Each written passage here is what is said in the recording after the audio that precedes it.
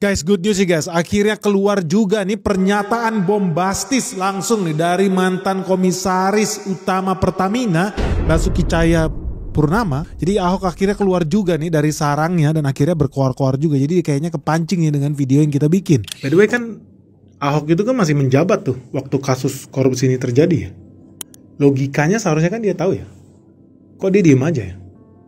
Kenapa tuh? Ya anyway, lu udah tau lah kalau gue sama semua teman-teman kita di sini pengen cari data yang sebenar-benarnya. Dan posisi yang paling pas untuk menjabarkan itu semua ya tentu saja bukan orang-orang yang muka lama lah. Tentu gue yakin mayoritas orang Indonesia itu jauh lebih percaya kalau seandainya Ahok ini yang jadi direktur utama Pertamina. Tapi nasibnya ya dia cuma jadi komisaris. Anyway, akhirnya bocor nih semuanya. Akhirnya dia ngobrol di media dan udah banyak beberapa poin yang sebetulnya gue udah mention di pertemuan-pertemuan offline kita, pertemuan online kita bersama member Big. Nah, salah satunya bakal dibahas di sini.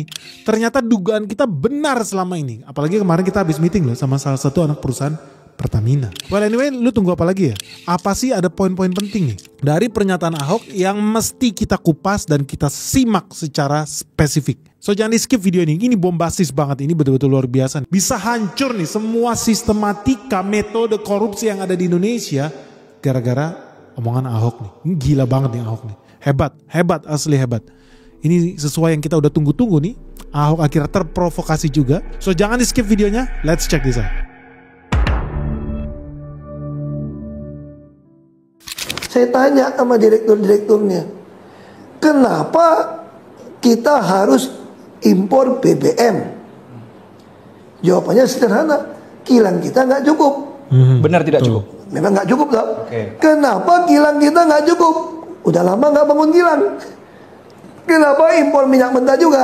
Karena 30 tahun tidak ketemu cadangan besar juga. Oke, kalau gitu berarti ini satu hari butuh berapa? Kita mungkin defisit 800.000 barrel. Kalau gitu kasih satu halaman khusus Pertamina. Tapi orang Pertamina ngeyel ini kerjainnya. Nah, dari mana patokan harganya? Sederhana saya bilang. Kita tiap bulan Menteri SDM itu menerbitkan harga minyak mentah Indonesia. Indonesia Crude Price. Untuk menghitung bagian pemerintah yang dibeli dari KSO atau Pertamina lah. Ya sudah, tinggal umumkan ke seluruh dunia. Siapa yang punya minyak mentah harganya tidak melebihi harga ICP, taruh di negeri Indonesia, maka Pertamina jamin langsung beli. Oke, gue cut dulu di sini guys. Jadi di sini bagus nih. Intinya dia bahas tentang pembangunan kilang minyak di Indonesia. Ini benar. Kenapa? Karena Indonesia sekarang posisinya minus. Kita itu minus kalau menurut Ahok itu sampai 800.000 barel setiap harinya. Nah, pertanyaannya, kenapa sih kita impor minyak? Ya tentu karena kita nggak punya kilang, kita nggak cukup, terus produksi minyak kita juga nggak cukup. Nah yang jadi pertanyaan benar sebenarnya itu adalah, kalau gitu kenapa kita nggak bangun kilang aja? Nah itu selalu jadi pertanyaan. Dan inilah yang gue bawa ketika kita ketemu sama teman-teman investor dari Timur Tengah. Dari kemarin itu gue udah ngobrol sama Prince, pangeran-pangeran Arab itu banyak pengen bikin kilang minyak nih di Indonesia. Tapi apa yang mereka takut, dia bilang, Ben gue pengen banget bikin kilang minyak. Oke, kita mau bikin kilang minyak nih di Bangka Belitung nih. Kenapa kita harus buka di situ? Ya karena lebih dekat kalau lu bawa apa-apa ke Tanjung Priok misalkan. Atau lu mau distribusi ke Indonesia bagian barat atau ke Kalimantan, itu udah cukup centralized, kita taruh di Bangka Belitung. Teman yang jadi pertanyaan oleh investor minyak dari Arab Saudi atau Aramco ini adalah, jaminannya apa Ben? Kalau gue bangun kilang minyak di Indonesia pasti dibeli sama Pertamina. Jujur aja mereka gak butuh kita.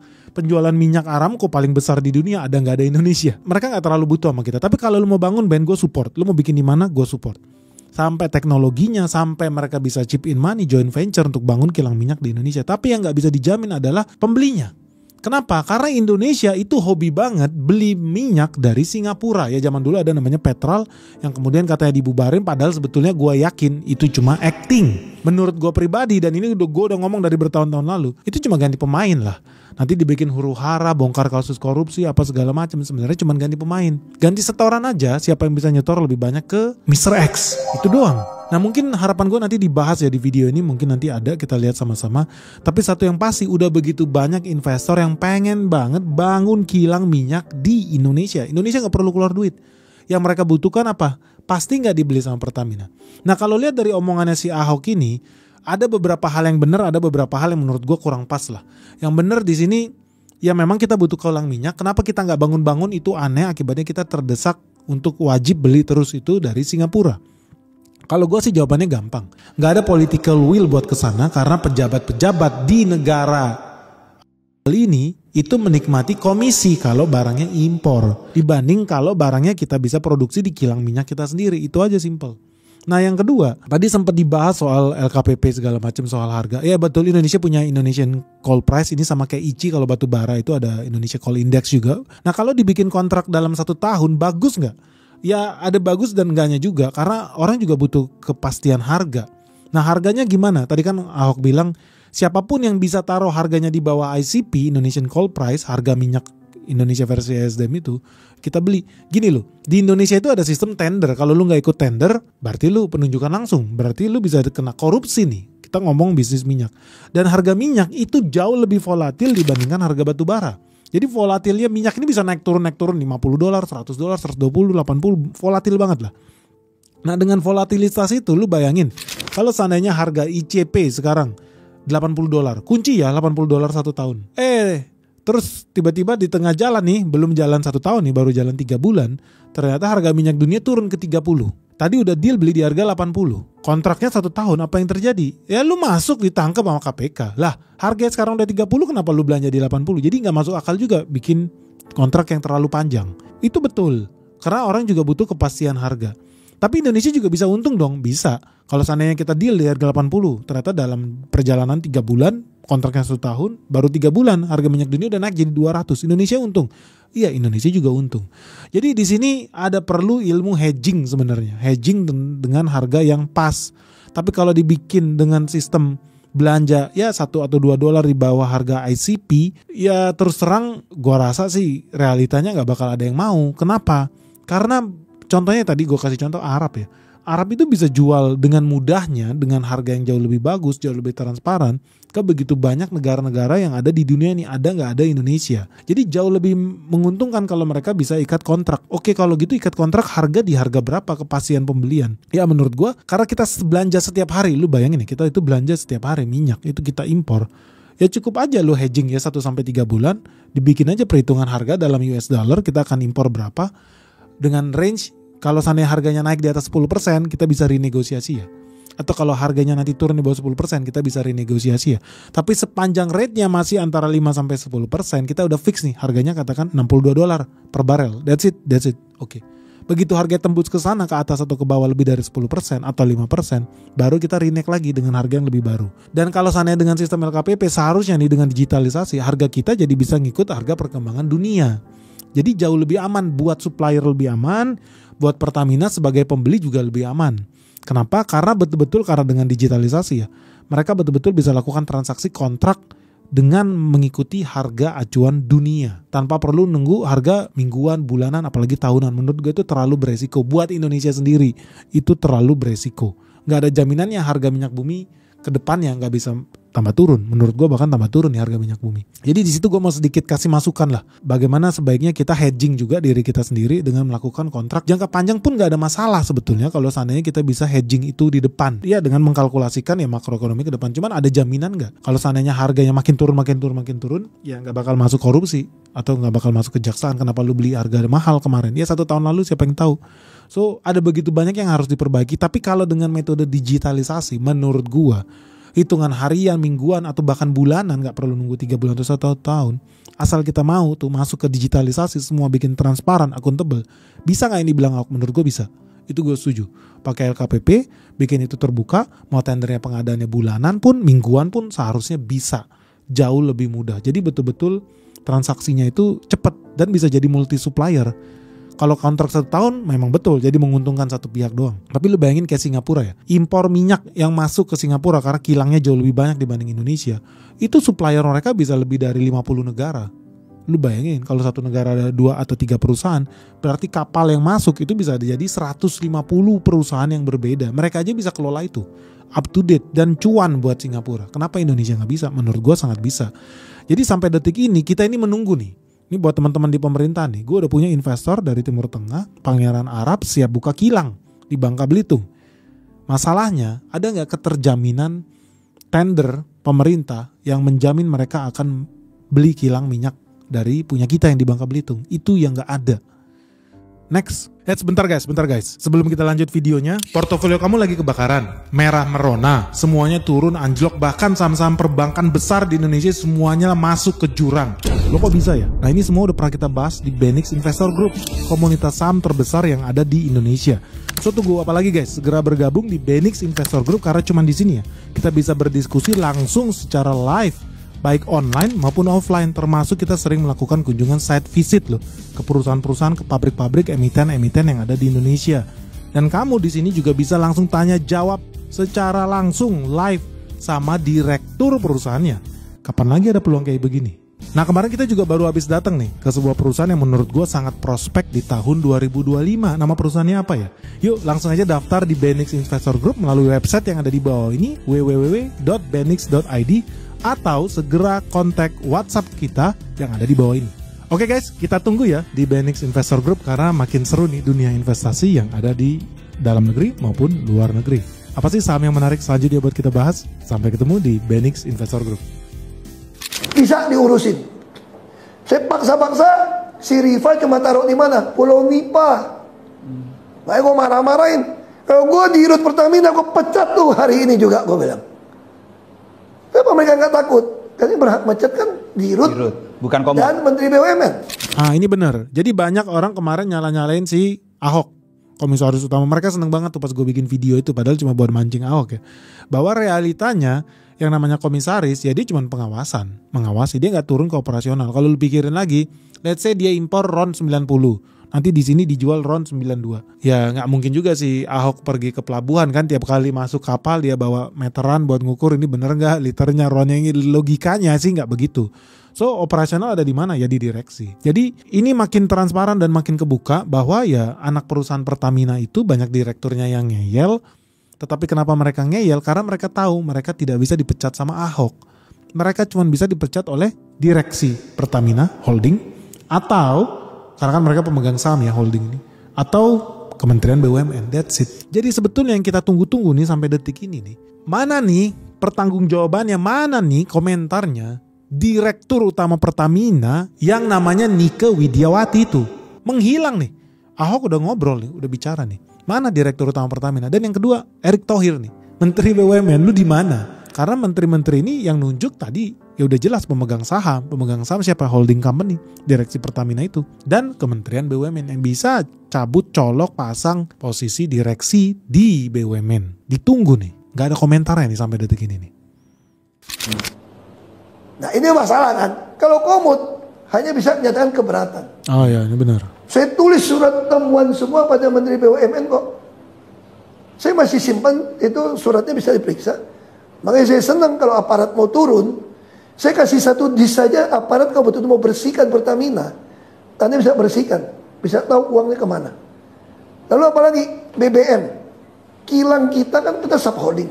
Bagi 6 subholding kalau nggak salah. Kilang Pertamina menjual produknya kepada Patra Niaga. ya. Ada harga. Ya. Ada tender nggak? Umumkan juga kepada seluruh dunia, siapa yang mau taruh BBM asal harganya tidak melebihi harga kilang Pertamina, termasuk LPG segala macam, siapa yang duluan stok kami akan beli. Siapa paling murah, kalau ada 3-4 nawarin, kita akan langsung beauty contest siapa yang paling murah. Langsung nggak pakai tender, langsung buka amplop di tempat, langsung di live pakai YouTube bila perlu pengadaannya. Sederhana tak? Nah, kenapa nggak mau lakukan? Saya curiga ada sesuatu. Nah ini gue setuju nih. Jadi perlu memang ada transparansi nih dalam pengadaan yang levelnya udah ratusan triliun model Pertamina itu, perlu ada transparansi. Karena kalau enggak ya korupsi di Pertamina bakal terjadi berulang-ulang. Tapi kita udah tahu lah kenapa Pertamina itu dibiarkan bertahun-tahun terjadi korupsi. Karena satu yang gue yakini begini guys. Kalau lu lihat ya kata kejaksaan, itu kan kerugian negara hampir 200 triliun tuh dalam 5 periode korupsi yang terungkap. Yang nggak terungkap gue yakin lebih banyak lagi. Anyway, kalau 200 triliun kali 5 tahun itu udah hampir 1 kuadriliun alias 1000 triliun. Logikanya guys, kalau ada peristiwa korupsi nilainya 1000 triliun tuh peredaran duit itu, mungkin gak sih pejabat-pejabat yang levelnya lebih tinggi daripada Ahok, penguasa negara ini, itu gak kebagian? Kalau lu punya otak, lu pasti tahu berarti kayak model-model Patra Niaga dengan direksinya itu cuma cecurut. No, mereka bukan pemain utama. Pemain utamanya itu ada di atas, yang levelnya jauh ada di atas Ahok. Ini Ahok mau bilang begitu nih. Dan menurut gue masuk akal loh, masuk akal sekali. Karena apa? Nilai korupsinya ribuan triliun. Sudah pasti ini tidak dimakan satu orang atau dua orang di anak perusahaan Pertamina. Sudah pasti levelnya ini udah masuk ke level penguasa. Makanya gue berulang kali bilang harus hati-hati nih lu jadi pejabat BUMN. Karena begitu ganti rejim butuh ganti pelumas. Ya dong, ganti mesin. Ya dong, ganti pelumas. Ganti pemain. Nah itu yang ngeri. Dan kita memang perlu udah masuk ke era transparansi ini. Soal pengadaan ini gue sangat-sangat setuju. Karena kalau gak ada yang namanya transparansi ini ya terus terang korupsi itu bakal makin ada dan makin terus berjamur. Karena konsepnya itu dipelihara. Ketidaktransparan itu terus dipelihara. Karena ternyata siapapun yang jadi pemimpinnya semua butuh pelumas. Nah ini dia tadi bilang curiga. Curiga ada sesuatu dong. Apa itu? Curiga. Berarti ada kickback komisi. Saya terakhir dengar bisa bagi sampai $2, $4. Wih, gede banget. Bayangin kalau 800.000 barrel $2 saja kepada paling berkuasa di Republik ini misalnya. 1,6 juta dolar per hari. Ya kita semua tahu lah guys. Kita ngomongin negara abal-abal nih. Semua kalau bisa dikorupsi sama pejabat di sini. Bukan karena mereka mau loh. Bisa juga karena mereka ada tekanan. Kalau lu nggak nyetor, lu masuk jeruji. Lu dapat hotel gratis. Kalau lu nggak nyetor, lu diserang sama partai ini. Kalau lu nggak nyetor, lu diserang sama kementerian ini. Itulah semua saling terpenjara nih. Dan lu lihat ya, kita bicara duit $2 nih per barel. 1 barel $2 dalam 1 tahun. Dan sekarang kita ngomong di barel nih. 1 hari kita itu butuh 800.000 barel. Kali $2 itu 1,6 juta dolar dalam 1 hari. 1,6 juta dolar itu kickback ya. Uang kickback itu ya komisi lah, namanya koruptor ya. Jadi dapat duit cashback lah ibaratnya. 1,6 juta dolar yang setara 26 miliar rupiah guys. Dalam 1 hari. Lu bayangin dalam 1 tahun itu ada 365 hari. 365 hari dikali 26 miliar itu nilainya berapa? Itu hasilnya 9,4 triliun guys. Itu kalau korupsinya cuma $2 per barel. Lah kalau korupsinya $4, kalau $5, lu makin banyak lagi tuh duit yang dimakan nih sama penguasa langit yang ada di Indonesia. Ingat ya, penguasa langit ini kodenya nih. Gak mungkin mereka gak tahu. Semua orang suka duit, apalagi nilainya triliunan. Jadi kalau seandainya dipersalahkan nih misalkan ya, sebetulnya gak fair juga yang dipersalahkan misalkan Direktur Pertamina Patraniaga. Karena mereka cuman alat, kecoa di dalam permainan ini. Mereka cuman pesuruh. Lu udah tahu dong, kalau duitnya ribuan triliun, jadi duitnya masuk kemana lu pasti udah mulai mikir dong. Oh iya bener juga ya. Gak mungkin duit sebesar itu dimakan oleh anak perusahaan. Gak mungkin. Level ribuan triliun itu udah sampai level langit guys. Jauh di atas Ahok. Lu udah tahu lah maksudnya kemana. Makanya ini terus dipelihara. Rejim terdahulu bilang mereka bongkar pasang, mereka udah menutup yang namanya Petral di Singapura. Faktanya tidak. Masih ada sampai detik-detik ini, cuma ganti casing doang karena ganti pemain. Si RC masih berkeliaran. Bahkan salaman, duduk bareng hai sama orang yang katanya kemarin bongkar Petral itu. Apakah cuma dia doang? Enggak, sebelum dia pun juga sama, makan duit semua dari RC. Jadi ini udah hal yang lazim. Makanya gue selalu bilang gini, negara Indonesia ini gak bakal pernah maju, gak bakal bisa, gak bakal mungkin selama korupsi itu masih dibiarkan. Tapi korupsi bisa gak diberantas? Tidak bisa, karena orang saling sandera. Begitu ditangkap, oh ada orang itu korupsi, gue tangkap, jangan dia kenalannya menteri. Yang ini ditangkap gak? Jangan, dia kenalannya Parcok. Yang ini gimana? Ujung-ujungnya diponakan si ini mertuanya si Ana, ini menantunya si ini, begini semuanya ternyata korupsi. Ya udahlah, satu tahu sama tahu aja, YTTA aja jatuhnya. Jadi ya udah kalau gitu lu kasih berapa, udahlah selesain baik-baiklah di belakang layar. Jadi itu, dan itulah kenapa rejim, siapapun rejimnya di negara ini, korupsi itu tidak akan pernah hilang. Tapi masih ada harapan gak? Ya kita lihat aja sebenarnya presiden yang baru kita ini punya nyali gak berantas korupsi. Kalau dia punya nyari pemberantasan korupsi, dia hukum mati. Dia rampas tuh aset-aset mereka. Banyak kan orang kaya jadi korupsi disuruh buktiin duitnya dari mana, mobilnya dari mana, rumahnya dari mana. Katanya hibah, katanya turun dari langit, katanya dari Gunung Kawi segala macam. Kalau lu gak bisa buktiin itu, ya udah anggap aja itu punya negara. Balikin ke negara sita, selesai. Itu Ahok suka berkali-kali bilang itu namanya pembuktian terbalik. Kalau lu gak bisa buktiin aset lu memang bener punya lu, balikin ke negara. ambil semuanya, rampas. Berani nggak Prabowo bikin begitu? Jujur aja, kalau menurut gue nggak berani. Karena kembali lagi guys, kalau lu mau bikin undang-undang hukum di Indonesia, lu harus ngomong sama DPR. DPR sekarang siapa yang menguasai? Apa Gerindra? Enggak juga. Akhirnya terpaksa bikin kong kali kong. Bikinlah koalisi yang besar. Ya kalau udah kong kali kong, koalisi besar semua saling tersandera, nggak ada yang bisa bebas. Makanya sampai kapanpun Indonesia tidak akan pernah hilang dari yang namanya korupsi. Kecuali kita berani maju dengan gaya China atau Singapura, otoriter. Partai sangat-sangat sedikit. Yang menang itu lagi. Kalau di Cina udah pasti ya Partai Komunis Cina yang menang. Kalau lu ngomong Singapura, PAP, PNP terus yang menang. Partai ya si Lee Kuan Yew. Jadi otoriter, ya begitu harus. Bisa tangan besi ke bawah. Jadi gak perlu nego-nego lobby politik dengan partai A, B, C, D, merah, kuning, hijau, biru, abu-abu. Ujung-ujungnya apa? Semuanya belang-belang. Semuanya abu-abu, gak ada yang jelas. Gak ada yang hitam, gak ada yang putih, dan gak ada yang putih. Selalu abu-abu, dan itu akan terus dipelihara di Indonesia supaya tetap rejim-rejim korupsi di Indonesia terpelihara. Sehingga ya lu bakal terus miskin dan bodoh. Kenapa? Karena lu dipelihara. Kayak tikus, lu itu dipelihara. Next. Petrol dibubarkan, tapi semua yang kerja di Petrol jadi dirut direksi di Pertamina. Main-main semua. Sistemnya sama. Jadi di sini gue mau bilang ya, sekali lagi dibilang ya, ini udah jadi kenyataan. Kalau lu sering ngobrol sama gue di dunia offline, kemarin kita bahas bahkan sebelum video ini keluar, banyak pemberantasan di korupsi ya di negara abal-abal itu cuma ganti pemain aja. Ganti orang-orang lama itu semua, bikin kasus insiden apa segala macam, naiklah orang baru itu, dia bisa dapat duit baru. Tapi untungnya itu hanya terjadi di negara Kazakhstan. Indonesia enggak. Indonesia isinya penghuni surga semua bro. Manusia suci semua kalau di Indonesia. Jadi gak bakal terjadi lah itu di Indonesia. Next. Makanya saya usul, kalau negeri ini betul-betul mau bebaskan dari mafia migas, dan Anda juga pengen punya stok BBM cukup dong. Ya. Mau perang sama negara lain, solar untuk kapal perang cuma 3 hari cuma mau perang. Kalau ada minyak ditumpuk, mungkin bisa stok 1 tahun 2 tahun loh. Oke. Ya kan? Nah kalau terjadi perang, Samudra India tertutup pun, yang punya barang juga nggak mungkin ngangkut itu barang lagi perang kok.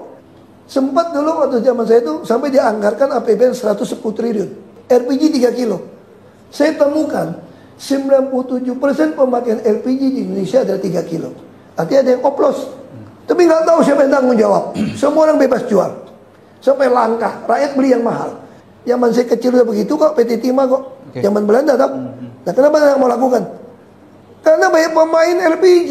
Anda cek dong, pemain LPG agennya siapa? Ada hubungan dengan orang politik nggak? Ada hubungan dengan partai politik nggak? Atas nama rakyat menambah jumlah subsidi, pada dicolong oleh oknum. Atas nama rakyat menambah jumlah subsidi, pada dicolong oleh oknum. Atas nama rakyat menambah jumlah subsidi, pada dicolong oleh oknum. Begitu juga dengan BBM. Sama semua. Ini betul. Ini ngerinya Indonesia. Jadi banyak banget kita ini bikin program-program subsidi palsu. Realitanya lu nggak bisa dapat barang itu juga. Contoh subsidi solar, biosolar segala macam. Aduh, gue muter-muter Kalimantan susahnya minta ampun guys beli minyak subsidi. Susah. Jadi lu pakai mobil juga susah di sana. Padahal orang butuh kerja ya. Tadi kan dia ngomong soal kapal perang segala macam. Kapal perang jalan butuh pakai apa? Solar jelas. Traktor, pertanian, truk butuh jalan pakai solar, tapi barangnya langka, nggak ada. Aneh, kemana? Wah, ajaib negara ini. Dia ngomong tadi si Ahok nih ngomong gas 3 kilo. 97% orang pakai gasnya 3 kilo. Lah berarti orang yang 7% ini beli non subsidi. Cuman 7%, kan nggak mungkin logikanya. Berarti banyak orang yang menggunakan gas melon ini 3 kilo ini nggak sesuai dengan peruntukannya. Dan itu gue setuju, disengaja subsidi makin banyak supaya apa? Mafia melon gas 3 kilo makin kaya. Dan udah tahu dong, kalau levelnya udah sampai 97%, berarti mafianya ini bukan lagi mafia model-model direksi BUMN, itu macam-macam kaki 5. Berarti mafianya levelnya udah di atas langit. Kita udah ngomong duit ratusan ribuan triliun yang sengaja memelihara subsidi ini supaya jalan terus, supaya sebenarnya subsidinya masuk ke kantong mereka guys. Subsidi masuk ke duitnya mereka. Karena mereka yang punya perusahaan gas 3 kilo, gue udah ngerti lah, lu pasti tahu lah yang mau diarahin si Ahok ini siapa. Jadi ini bisnis-bisnis langitan nih guys. Subsidi dibilang cinta rakyat, pro rakyat segala macam. Enggak. Subsidi itu ada supaya pejabat makin kaya. Realitanya rakyat dapat nggak barang subsidi itu? Enggak. Susah. Coba lah jujur aja, gampang nggak beli barang subsidi? Gampang gak sih beli barang gas 3 kilo atau biosolar? Enggak, faktanya susah guys. Faktanya susah. Next. Jadi kalau gini ya, saya agak emosi nih soal ini. Saya di sini bukan mau mendefend Pertamina atau siapapun. Saya ingin masyarakat tuh mengerti bahwa akar masalah Republik Indonesia adalah korupsi dan kemunafikan. Jadi orang semua saling sandra menyandra, ada dikasih jabatan, wewenang. Nah, saya contoh gini, ini yang paling gampang kok. Kalau kita ngomong bicara soal impor tadi ya. Anda perhatikan nggak? Waktu pertama kali saya baru masuk Pertamina, kilang terbakar. Kamu kira kilang yang dibakar? Nggak berani oknum bakar kilang karena rezeki dia di situ.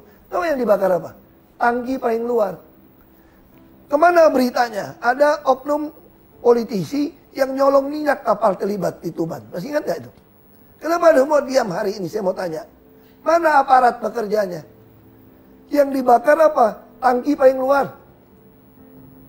Ini orang kurang ajar banget nih. Saya sengaja datang. Saya mau cek waktu itu. Ke Indramayu ya. Balongan. Saya mau cek. Ada laporan minyak dicolong. Karena ada laporan dari beberapa konsumen. Minyak solar beli dari Pertamina. Kenapa orang nggak mau beli dari Pertamina? Itu kecampur sama air laut. Logika tuh gini. Ini tangki paling luar untuk kirim ke kapal. Itu pakai pipa tau gak? Itu disinyalir ketangkap kok. Ada beritanya kok. Dicolong. Nah kalau colong kosongnya gimana? Diisi air laut. Pas kapal yang benar isi, ke konsumen ke bawah air laut. Nah saya mau periksa. Karena saya pernah baca kan sekarang gampang toh. Ada baca di Google juga tahu. Ya. Di Nigeria pernah kejadian juga. Anak buah minyaknya colong minyak, waktu mau diaudit dibakar tangkinya. Jadi saya mau lihat nih, tangkinya stoknya ada berapa. Terus kalau mau bakar tangki itu nggak susah loh.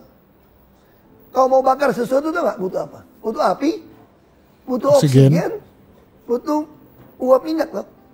Kalau Anda ngisi bensin di SPBU, kenapa dibilang nggak boleh ngerokok?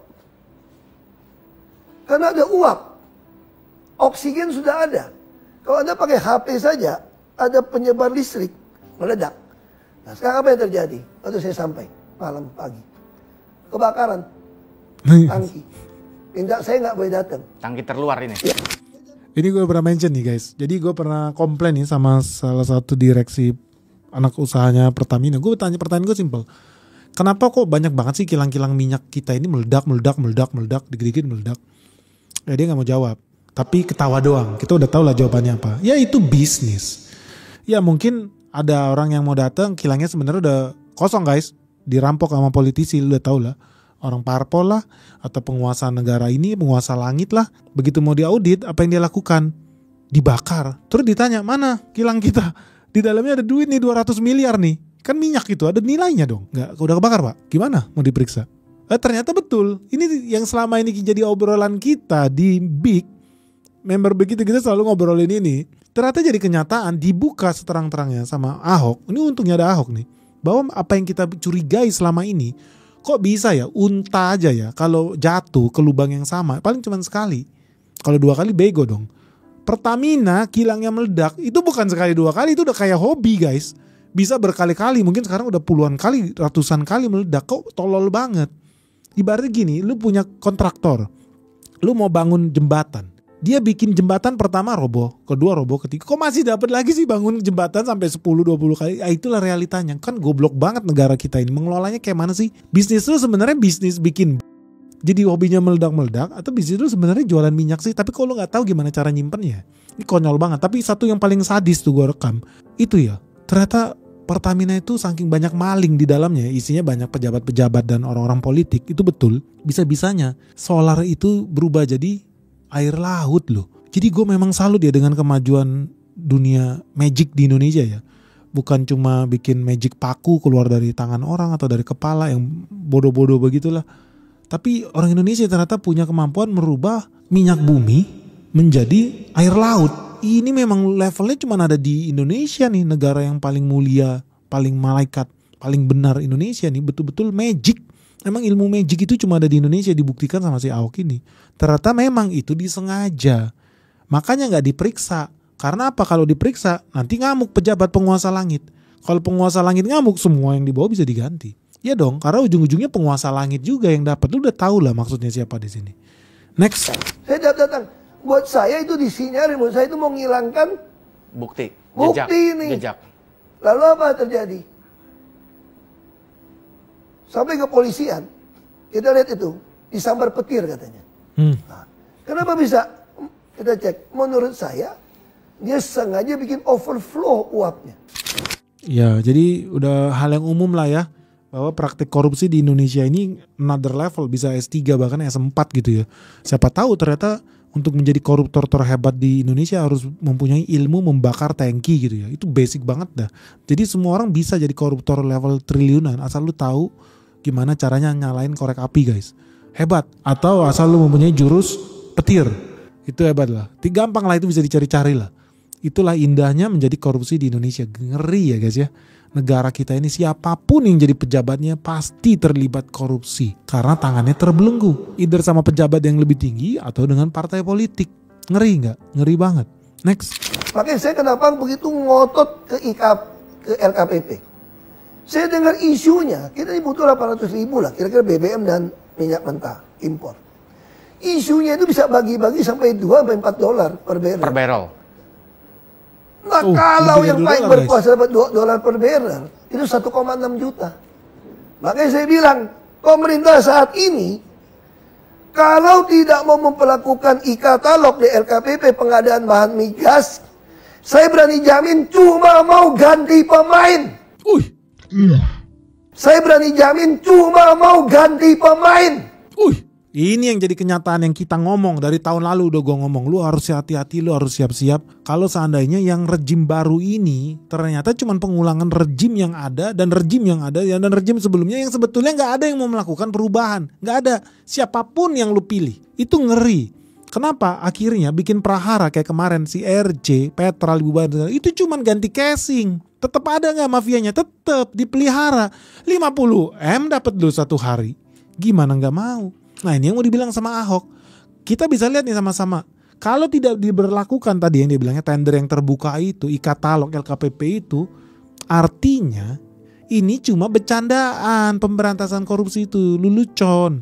Cuma mau ganti pemain. Pemain mana yang lebih setia sama penguasa langit?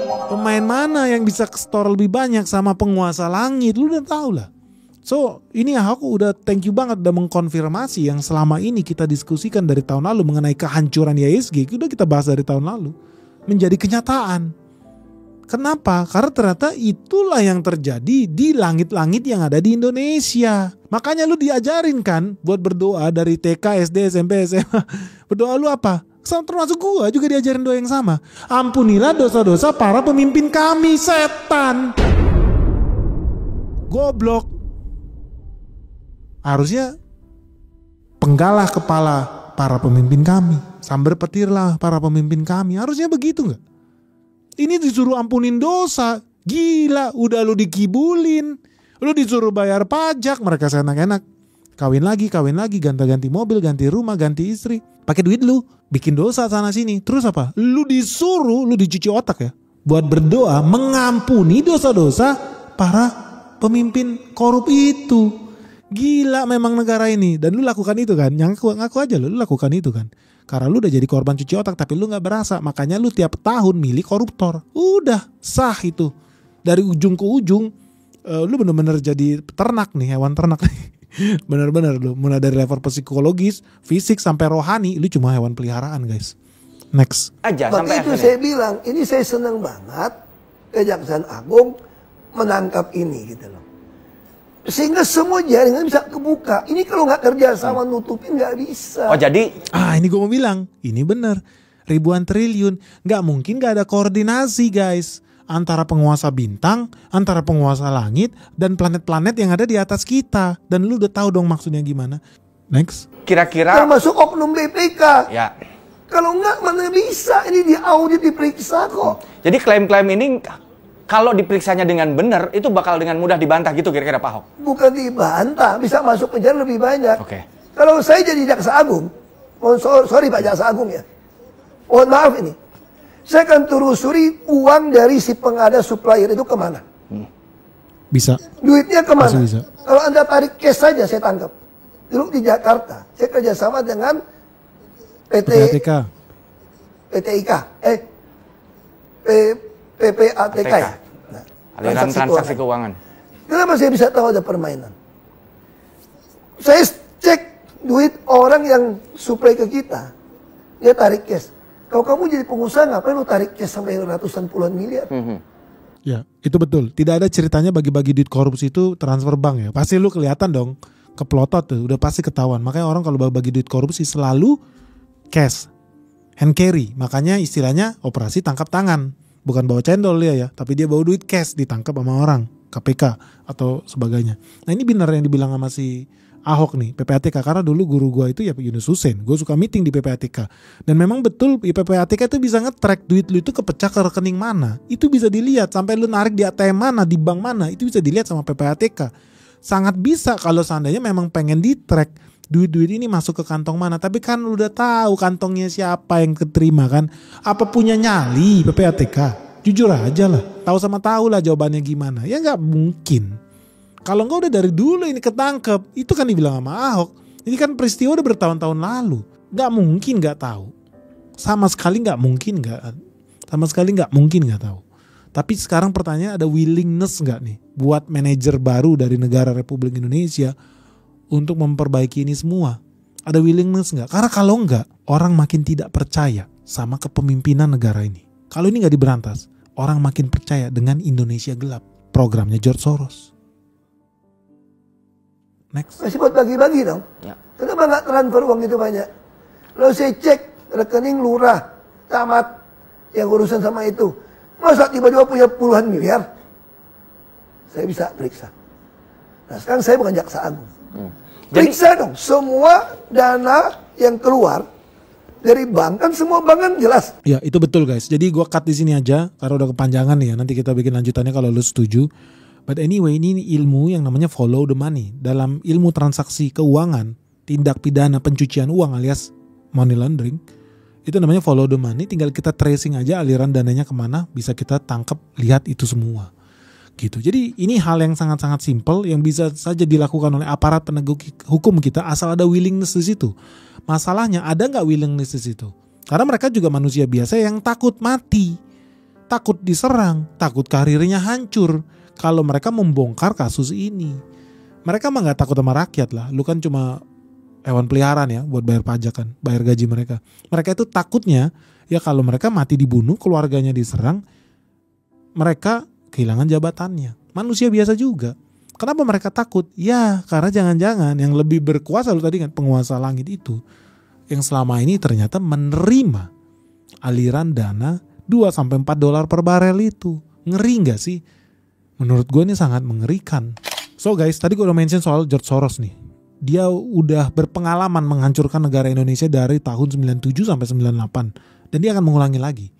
Melalui 3 segitiga iblis yang dia lagi bangun nih. George Soros dengan duitnya. Dulu dibantu dengan USAID.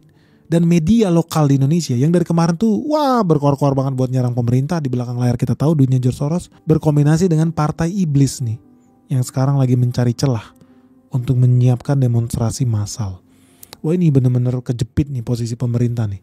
Bener-bener harus tunjukin bahwa mereka itu keras terhadap koruptor. Berani nggak? Kalau kalian penasaran ya gimana sih sebenarnya strategi George Soros untuk menghancurkan Indonesia dan media-media mana yang sudah dibeli oleh George Soros? Yang lu sering lihat korannya setiap hari dan lu percaya itu benar dan mereka sekarang udah masuk juga ke YouTube. Siapa sih yang udah dibeli sama George Soros untuk menghancurkan dan mengadu domba bangsa Indonesia? Yuk kita saksikan di part 2 Indonesia Gelap. Dengan pencet share, subscribe, and like guys video kita. Begitu mencapai 24.000 likes, dalam 24 jam kita akan rilis video spesial George Soros versus Republik Indonesia. Semoga video ini bermanfaat. Salam sehat, salam cuan. Bye-bye.